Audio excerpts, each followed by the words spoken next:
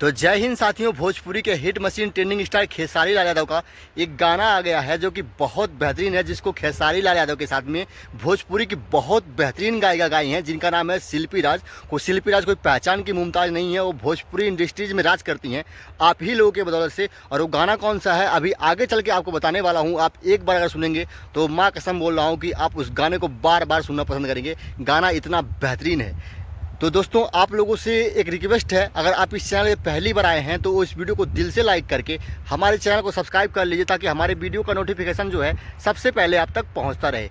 तो देर ना करते हुए दोस्तों वीडियो शुरू करते हैं। कहते हैं hit machine trending star Khesari Lal Yadav Bhojpuri में जब भी कोई गाना गाते हैं तो बवाल हो जाता है और हंगामा हो जाता है, क्योंकि उनका हर गाना जो होता है ना लगभग सभी सुपर डुपर हिट जाते हैं। और वो गाने का नाम है भले अली हो देवी माई भले अली हो, जो आप पोस्टर देख सकते हैं यही गाना है। गाने का वीडियो भी देख सकते हैं, कुछ कितना खास करके वीडियो बनाया गया है। वीडियो बहुत ही बेहतरीन है। आप लोग जाकर उस गाने को एक बार सुनिए और बहुत ज़्यादा प्यार दीजिए। आपको कहीं जाने की जरूरत नहीं है, डिस्क्रिप्शन में लिंक है, आप एक बार जरूर सुनिएगा। तो जय हिंद, वंदे मातरम। फिर मिलेंगे नेक्स्ट वीडियो में।